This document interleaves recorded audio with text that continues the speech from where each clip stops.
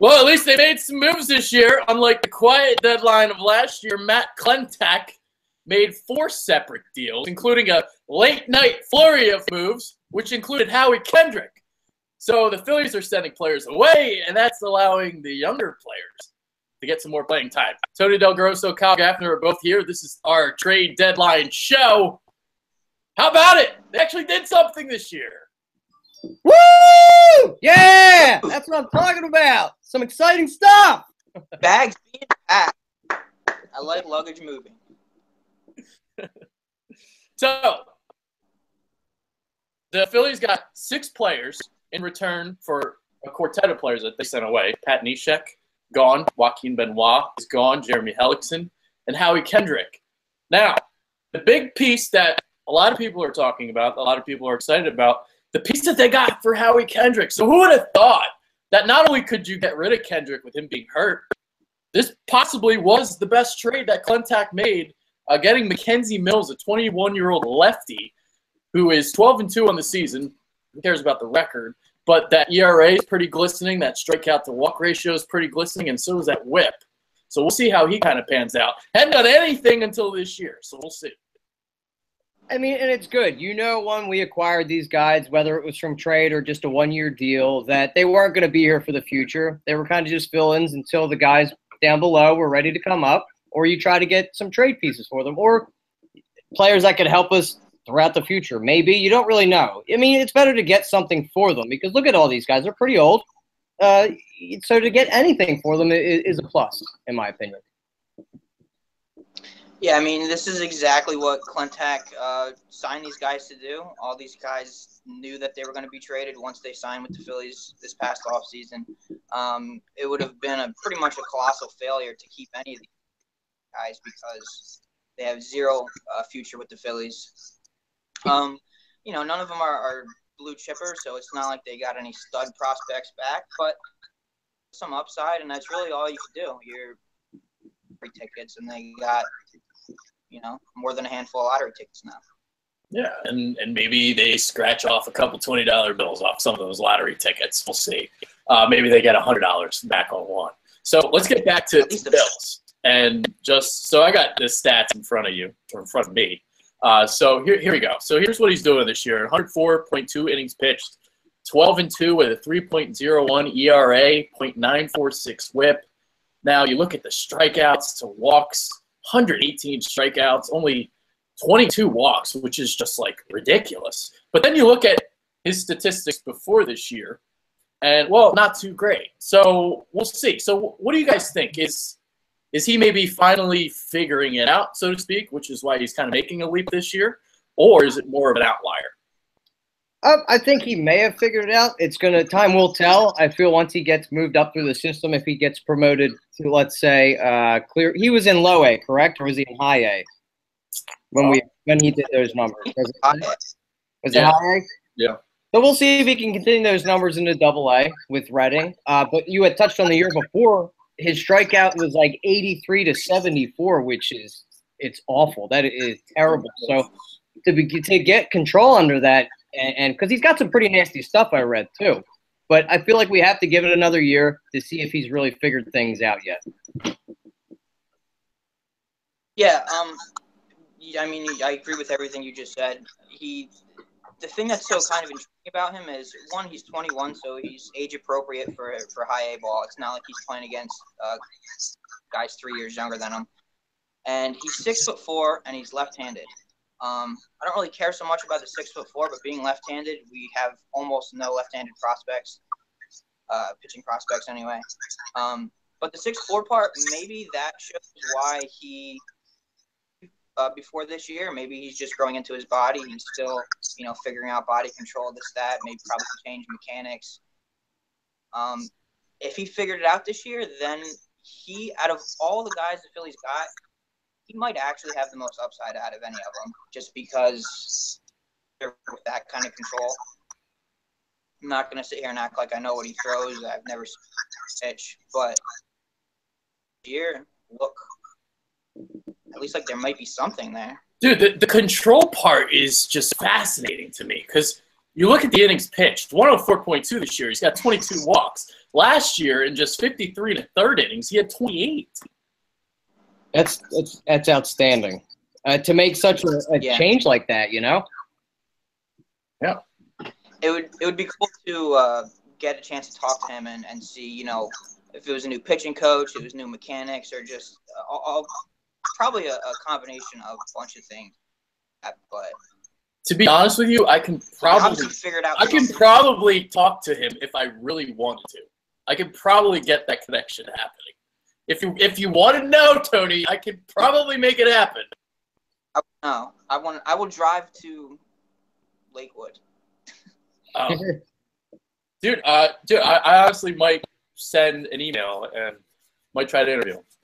If that's something you want to do, might do it. I'm set to interview Patrick Robinson pretty soon, so cool. I can get an interview with him. I don't see why I can't get an interview. So we'll see. All right, anyway, moving on. So something else at the Eagles.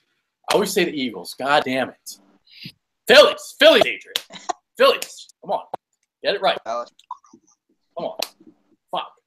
All right, so something else that the Phillies got in some of these trades. I actually might have been one of the trades. The international pool money. So this is where I want you guys to kind of explain what kind of that is and what they might do with it. And I'm going to heal myself because I slapped myself in the face. Go ahead, Tony.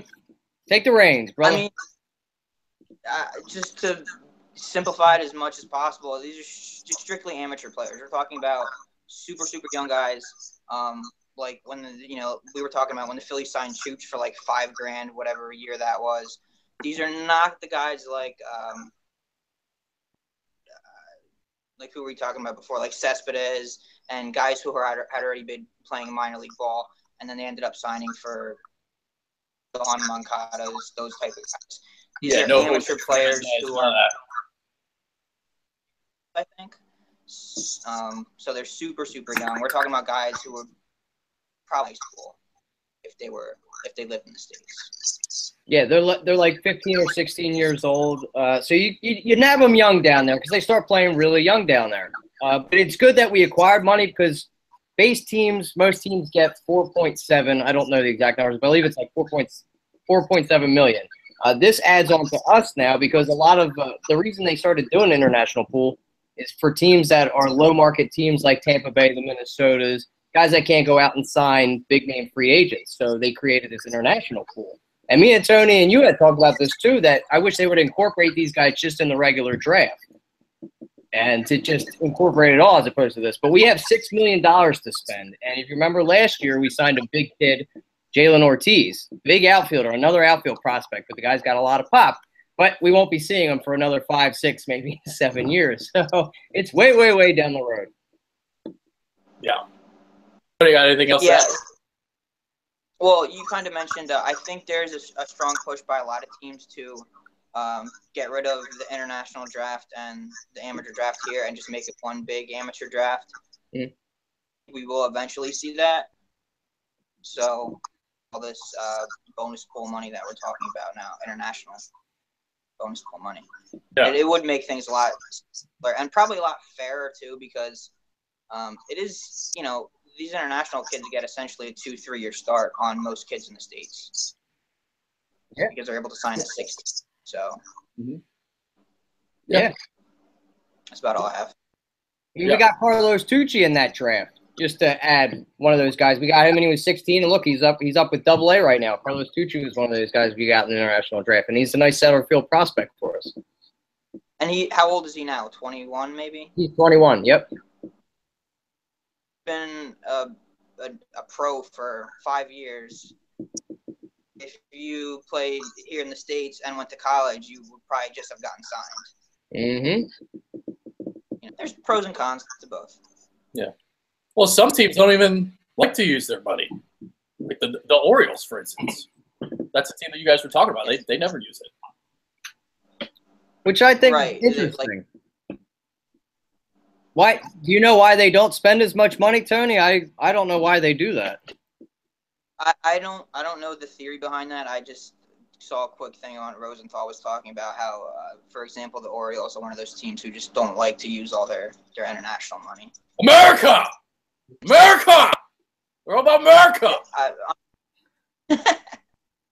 I don't think it's so much America. I think it's more so what's his face? Is it Peter Angelos? Is that their owner down there? He's probably just cheap and doesn't want to allocate resources for scouts and academies and whatnot. You're probably right. In other parts of the world. Yeah. Yeah. Then America! Racist. I just want to say America. America. Well, doesn't that too? If you don't spend that money, doesn't that affect your draft during the draft? Where you pick in the draft. If you don't use your international money, if you get rid of it, don't you get a compensatory pick for it or something? I think so, but I would be lying to you if I could elaborate. I don't know anymore. Baseball's so confusing. Yeah, a lot of different parts when it comes to the game of baseball. So confusing.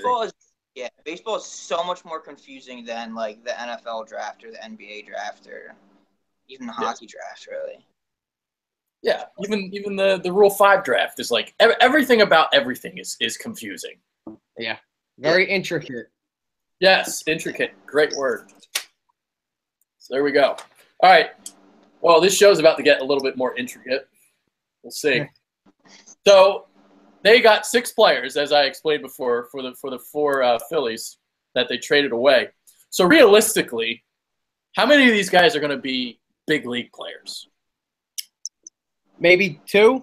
I'm saying maybe 2. But if you look at all the trades, what did we heavily go after? Pitching, which is what we lack. You look at next year's rotation, how many guys can you definitely say are going to be on this team in that rotation? So they loaded up on as many pitchers as possible. It's one of the weaker parts in our organization. So you take a flyer on these, we got 5 pitchers and 1 shortstop.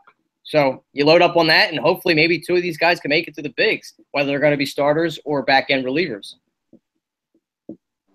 Yeah, I agree with Kyle. You're probably looking at 2, maybe 3. I mean, you're just looking at the if I had to say which 2 or 3, I would probably go with Mills, the shortstop from the Rockies, and maybe that J.D. Hammer.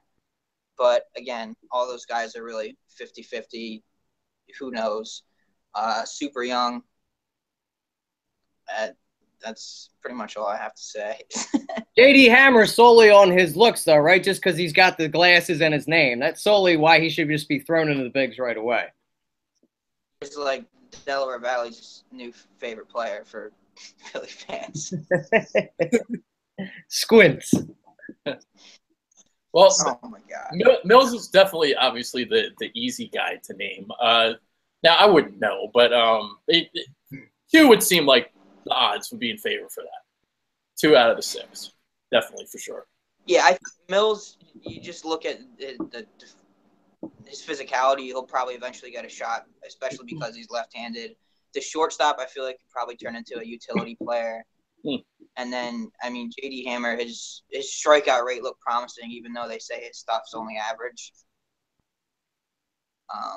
But, you know, they'll all certainly get plenty of time to show what they have in the minor leagues. Well, you know who Mills reminds me of, though? A couple years ago when we landed Nick Pivetta for Jonathan Papelbon. It was a guy that you traded away. You didn't really expect him to become anything. We didn't think we were going to get anything for Papelbon. And then you have Pivetta come in here. He was really a back end of the rotation guy. They turn him into the starter. And look, he's been up in the bigs. He's got nice strikeout stuff. And I feel like Mills is in that same mold. Pivetta had the same issues with control. That's a great fucking point, actually. Let's hope the Nationals overpaid again and actually gave us a player back. That's a great point. I hope they did. Yeah. All right, let's talk about the rest of the league. So now I wouldn't say there was like huge moves, but there was, you had sprinkled a couple of moves. So the Darvish move, obviously, is the one that got the headlines today. Sonny graded to the Yankees as well, and he also had Jonathan Lucroy traded. So Dodgers making moves, getting you. Crap. I just lost you. What'd you do, Tony? You lost me? Tony lost us. All right, Kyle, speak. All right. Talk about you, Darvish. So now you're back. You're back? All right, Kyle's going to talk about you, Darvish. So this would have been the headliner a few years back, the Dodgers landing you. He's not the biggest the big pitcher he was really like 4 or 5 years ago because he's had a lot of injury problems. He's coming off the Tommy John in 2015, but this is still good. A 60-70% U is better than any of the pitchers other than obviously Kershaw on that Dodger rotation. They needed another guy to really carry that rotation with Kershaw to have that 1-2 punch. I mean, the Dodgers haven't been or won a World Series since 1988. I mean, good God. You've been loading up on all these prospects. They were very stingy. They're a stingy farm system. They didn't want to give up their prospects, but you have to give up prospects to land players like this. So I feel like this is a good move for the Dodgers. You're going to help out your rotation. The only problem is they're injury prone, both of them. So if they both go out, you're kind of SOL. They didn't give up too much, though, to really land you either. So I feel like this is a great move for the LA Dodgers. Yeah, they were able to do it without giving up their top, I think they said 2 or 3 prospects. They gave up good prospects, but not like their cream of the crop. Mm-hmm. But, Darvish is a 2-month rental, 3-month if, they go far. I think it's a great move by them because obviously already the favorite in the National League, unless you're still on the Cubs, which I kind of sort of. But at least they're right there, as good a shot as anybody. I mean, adding Darvish, they're going to get Kershaw back in September. That's a hell of a 1-2, and it's not like the rest of their pitchers are crap either. Their bullpen is strong. Mm-hmm. They're pretty much complete a team as there is right now. I would expect Darvish is going to look better in LA than he did in Texas because A, he's going to get a little kick in the ass because he's in a pennant race now, but also it's a much better pitcher's park than compared to Texas. So it is what it is. It also gives LA a little leg up on potentially signing him in the offseason. So, yeah, I think it's a very good move for the Dodgers. Yeah, I agree. And you look at what the Yankees did to get Sonny Gray. Now, granted, Gray is under control, for 2 years, and Darvish is a free agent at the end of the year. So, but the great thing for the Dodgers is they didn't have to give up one of those great prospects to get Darvish. And, they gave up a couple good ones, but nothing that's going to, clean the cupboard, from your farm system. So I love what the Dodgers did. We'll see if they can actually win it all now because they've been choking in the playoffs for, last 5-10 years? Yep. Yes, they have. But I think this team that they have now is a lot more complete than when we played them back in 2008 and 2009 and 2000 when we had all those battles between each other. This is one of the most complete teams I've seen, and they're very young. So if they can keep this core together, LA is going to be good for a while. Yeah, and I think that youth is actually going to help them in the postseason in a weird way because Seager and Bellinger and even Puig, he's in his own little world. Shit, they don't know. Cody Bellinger doesn't even know who Jerry Seinfeld is. That's how young he is. So nice. The World Series aren't going to phase them. It's just going to be whatever. I think it's going to be them and the Cubs. Well, they got a great vet there too. Sorry, Adrian. I was just going to say they have a great vet if anything does go awry in number 26, so he can hone it in and help them hold it all together if anything does go awry. Well, here's what I'll say. I'll just say that I think getting rid of Don Mattingly was the best thing that they could have done. So I kind of see them a little bit differently with Dave Roberts now. So I'm not putting the choke label on them as much, but it'll be an interesting postseason because the Nationals choke too. So you're going to have them. We'll have the Dodgers and the Cubbies going for another World Series. So the National League playoffs is can't miss. That's going to be it's exciting. Though too, that lineup is disgusting, and if Greinke could keep pitching the way he has been, I feel like they could be a sneaky team. It'll be fun, dude. The entire postseason is going to be a lot of fun. That's a great division. That's going to be a tough division. I mean, they're owning the 2 wild card spots right there, Colorado and the Diamondbacks, and then you got obviously LA. But you know what happens when teams are favored to win? They always end up choking. So we'll see what happens. Remember that year we won 102? We won 102 games, and we got knocked out. So playoffs are a different monster.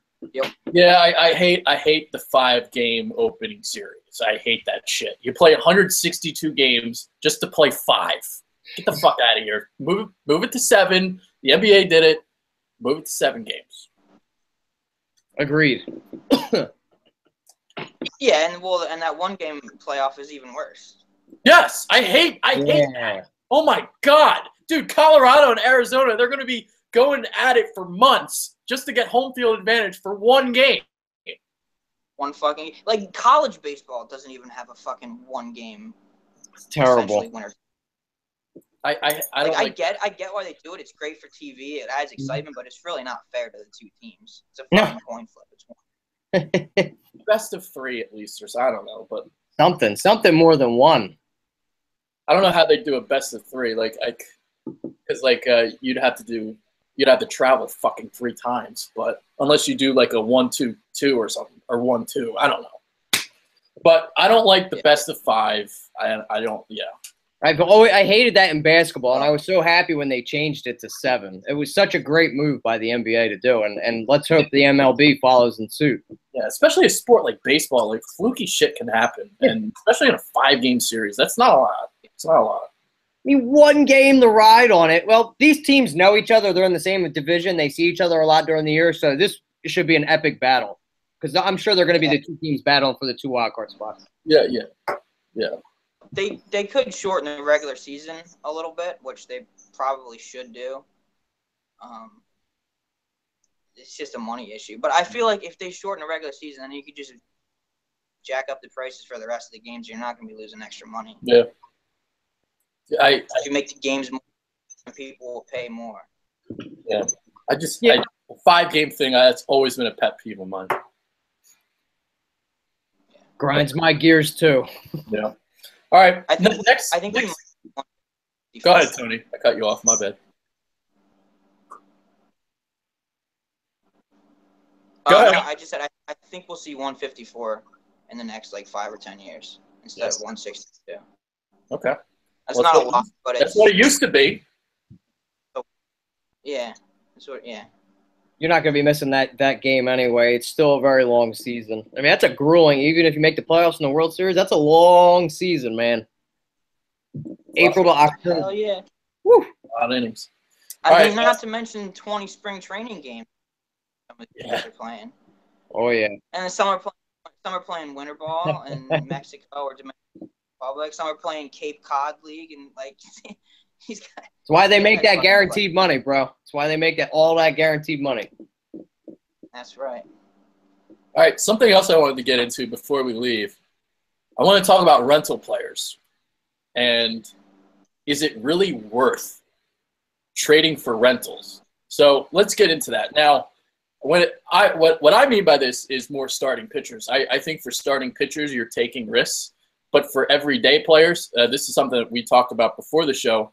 Everyday players / relievers, they seem to do pretty well once they're traded. But starting pitchers, I mean, you only get a couple starts from them in the postseason. And if they don't show up, you're pretty much not really getting what you invested in. Go ahead, Tony. I think it's worth it for all of them.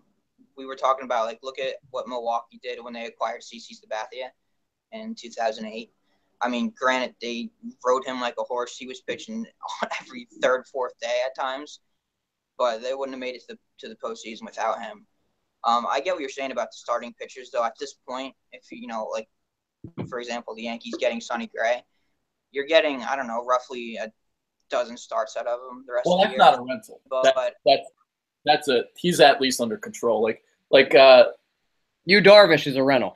Yeah, Yu Darvish is a rental. Now, I know I used the Cole Hamels as an example earlier, but I shouldn't have. That was a bad example. Because they have him under control for another 2 years on top of what they've had him for. Yeah. That's what. Because Cole Hamels stunk last year. But are you done, Tony? No. Yeah. Okay. I agree with you though. I think it's worth the risk too, because you don't know if any of those prospects are ever going to pan out to be anything. At least you're getting a proven player when you trade for somebody. You know what they've done in the league. They've done it for a while. Sonny Gray has proved himself. So why not trade away some of those prospects? And especially if you have such a stacked farm team like the Yankees do, it's high risk, better reward for that. So if you add him to that Yankees rotation, they are dangerous. They're young and they're dangerous, and I think that was well worth it. But he's under control. But even for the Dodgers, I think it was worth it too. And CC, they did ride him like a horse, but they wouldn't even competed with us if they didn't have CC Sabathia. So I think it's worth the risk to go after and get these guys. I mean, it takes a little time for them to get acclimated with the new team, but for all pitchers, I mean, that just seems like it's the most important position in baseball now because you're getting most of all these high prospects for pitching, not for position players anymore. I wonder what. And go ahead, Tony. No, go ahead.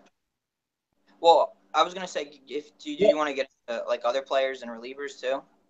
Well, we'll get into that. I'm just gonna make one last just quick point. All right, so I'm just curious what the numbers are for the rental pitchers in the postseason, because it seems like a lot of them do get lit up, and I don't know the numbers off the top of my head, so I could be completely wrong. But like John Lester, for instance, just immediately pops to your mind.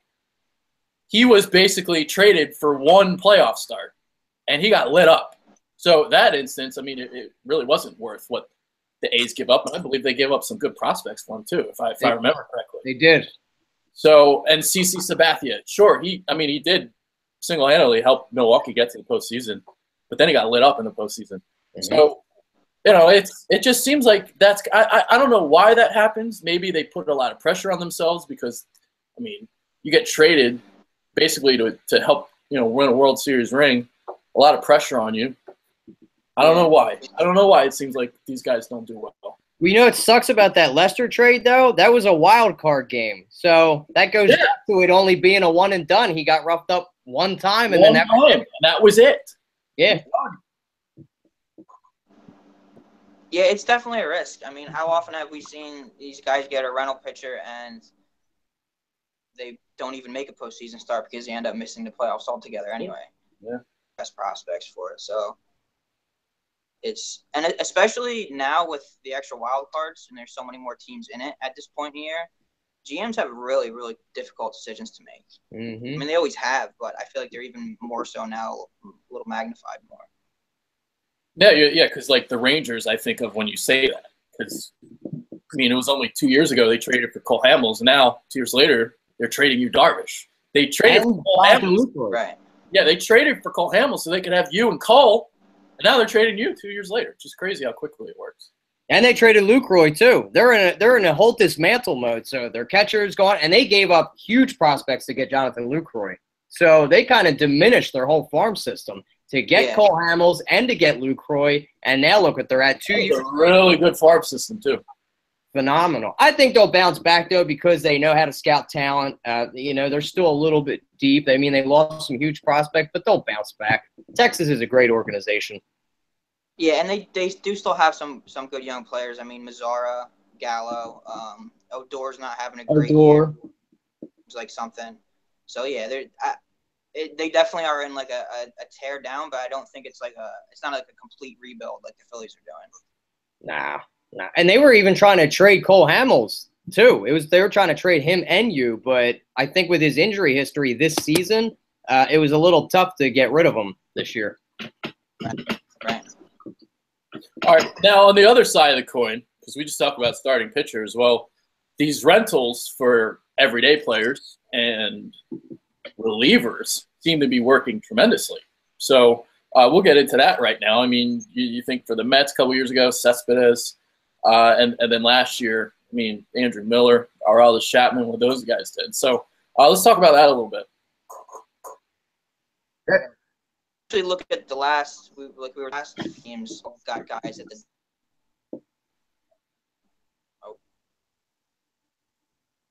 Was that good? You cut out there? Can you explain? Can you just say what you said again? I think you might have said it, but the last 4 World Series teams all had guys at the deadline. Cleveland with Andrew Miller, Mets with Cespedes, Royals with Zobrist, and who am I missing? And Aroldis Chapman. Aroldis Chapman with the Cubs. Yeah. So yeah, the question of are giving away a bunch of top prospects for these guys worth it? It usually is. Yeah, I definitely think it is. If it's a position of need and you get like a utility man like Zobrist, he was traded from back-to-back teams to win 2 World Series. When he got traded to Kansas City, he was given up for their top prospect. He went to the A's, and then the same thing with the Cubs. You get a player like that can really help you out, play infield, outfield. I mean, I think Zobrist can even pitch. It's definitely worth the risk. I mean, that guy, and he's not a young pup either. He's about 37 years old. So the guy can rake. He can do everything. Yeah, he's just a guy you win with. He's just you just win with a guy like Zobrist. Remember when Carlos Beltran went off in the playoffs? I'm talking about like 04, 05. Wasn't he acquired in a trade, like before the deadline? That was a bunch of trades. Yeah, but I'm talking like this was like a historical postseason. Like he was ridiculous. Like 8 home runs or something. I don't remember exactly what the totals were, but he had literally one of the best postseasons ever.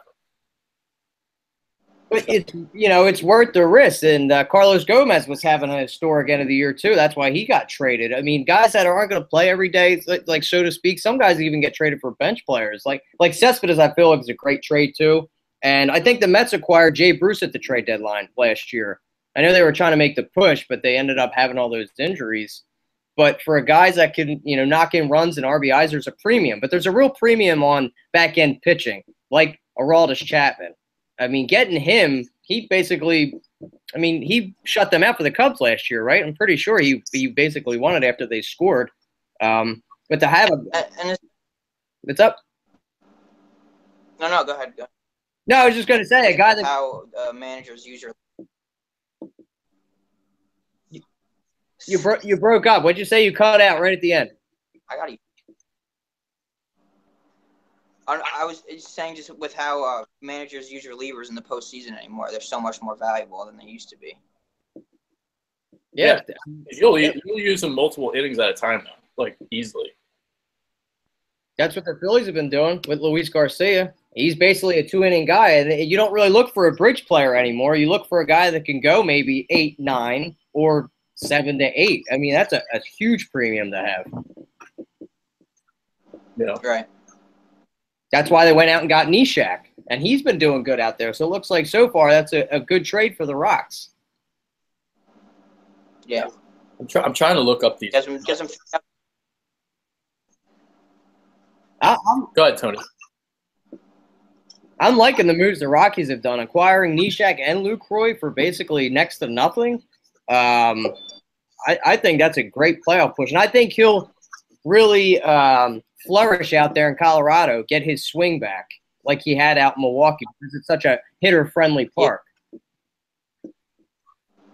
Yeah, I agree. I expect him to have a big last 2 months because he's been awful this year, and you look at what he did last year and the year before. So it killed it, and this is huge for him because if he doesn't really have a good year, this is a contract year for Lucroy, so he could be tossing around a couple $1 million and a huge extension for a couple years involved in that too. So he really needs. He's been terrible at catching along with his hitting.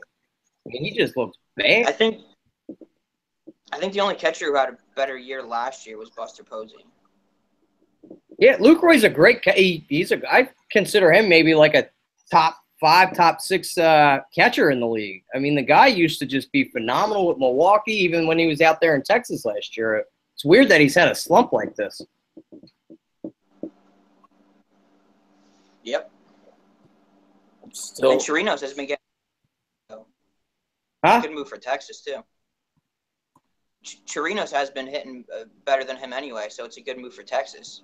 Yeah, like I said before, and that's what's weird too. It's not like Miller Park's a friendly hitting park. So is the Texas Stadium. It's an all hitter friendly park, so it's not like you could even blame him going from Miller Park and putting up huge numbers and going to a park that's not as hitter friendly. I mean, they're all hitter friendly parks.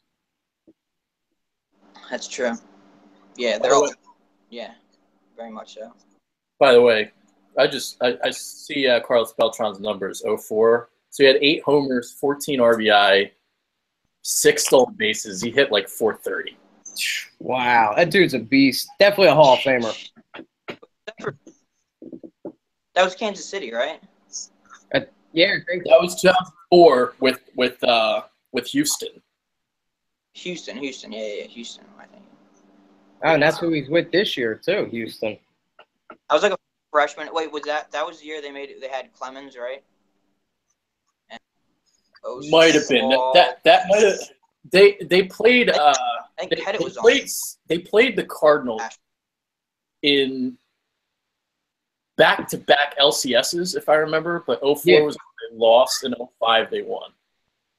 Yeah, they had I don't know if Clemens was on there. I know Roy Oswalt was. Biggio was on that team.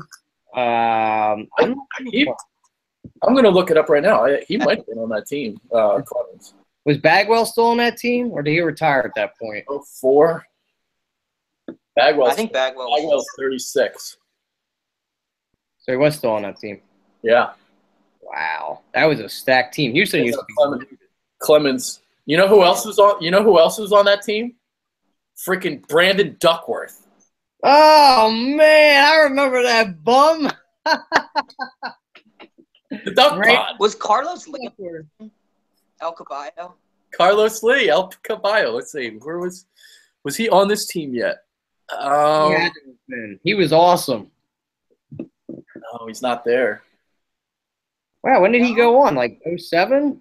08? Maybe. Yeah, I don't see him on here. Oh, wow. He might have been like a year or two after they were like really, really good because Pence wasn't on that team yet either. Yeah, I don't think so. Yeah, 04. That's back a ways a little bit. That's 13 years ago already. Yeah, dude, that's like junior year for me. That's crazy. Yeah. Man, that's an old lineup. They had a 38-year-old Craig Biggio, 36-year-old Jeff Kent, 35-year-old Brad Ausmus. Wow, but they were good, man. They killed it for some old guys. Oh yeah, that was a good team. Was Moises Alou on that team? No, I don't see him. So he might have been a little old by that point. Oh my God, they had Andy Pettit on this team. Oh my God! Yeah, wow. I forgot he pitched for the Astros. I did not know. Bruntlett was on this team. Who? Eric Bruntlett. Oh my God! Nice. Yeah, we got him in the trade with to acquire him and Lidge. Him and Lidge were in that trade for whatever we gave Houston. Eric Bruntlett, yes. And another former Philly on this team awesome. as well. Actually, two other former Phillies on this team. None of them are any good. We have Darren Oliver and Chad Qualls. Chad Qualls, wow. Wow, names from the past. We love to trade with Houston. Do we even remember when Darren Oliver even played for the Phillies? He's played for like all 32 teams. He probably has. He probably has. Him and Duckworth. Freaking Duckworth. Yeah. All right. Anyway, I got nothing else on the agenda. You got anything else you guys want to talk about? I mean, this would kind of be my final thought if we're up to that point in the show. Yeah, basically are. It's a shame that we didn't get to trade off Tommy Joseph. I feel like even trading him after this during the August trade deadline is pointless because, as you know, if somebody claims him, we can only trade with that team. We can't speak to all the other teams. So I don't know if we wait. Like, how long do you wait to get Rhys Hoskins up here? Do you platoon him at this point? I feel like you just got to get Rhys. Just sit that motherfucker on the bench. He's been playing lights out, though. He's been playing really well. I know, but, like, I get it. I get it. Yeah, that's – Kyle, you said exactly what I was about to say. That was pretty much the only disappointing thing that happened was that Joseph wasn't moved. I think probably going to see him moved in the offseason instead. Yeah, if it was up to me, I mean, shit, Hoskins has had, 100 games in AAA now? Mm-hmm. The only reason I'm thinking that they might just keep him down all year is because they value in him playing in the AAA playoffs. Well, he would carry that team. He could carry that team, you know? But other than that, I mean, shit, yeah, I would pretty much have Joseph Sundays and have Hoskins take over. I mean, the rest of the league knows what Joseph is at this point. So, but yeah, I think we're just going to see him in the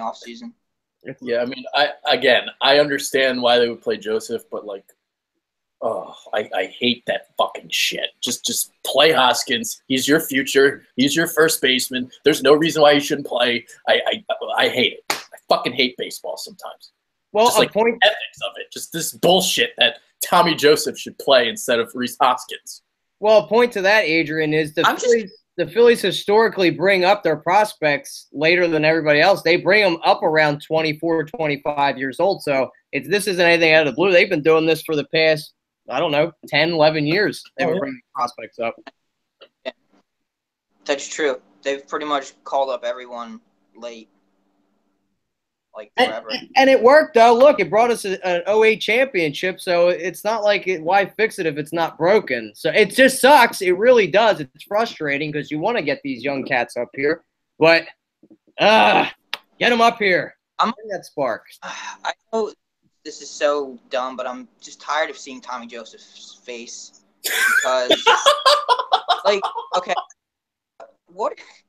He looks 45 now. I'm just sick of seeing Tommy Joseph's face. He's so old looking. He's fucking 25 or 26. Yeah, he's not that old. He's the same age as Hoskins. I'm gonna get a fucking I'm getting a Tommy Joseph fat head just of his face. Just to make him mad. Get a mask. Wear a Tommy Joseph mask. You know those big heads they have in the crowd at like a basketball game? I'm getting a Tommy Joseph head. It bothers me. It really bothers me. You may have to quit the Bitter Birds if I actually get that fat head. I think I would. All right. I've got no final thoughts. I mean, compared to last year, I got no complaints. At least they got rid of some guys. I wasn't sure that they were going to get rid of, be able to get rid of Kendrick. So the fact they got rid of him now allows Nick Williams to play as much as possible. So I like that. And we'll see what happens moving forward. Fuck Tommy Joseph. His face does look stupid. And we'll end it on that. Kyle Gaffner, Tony Del Grosso. I'm Adrian Fedq. Take care. Peace.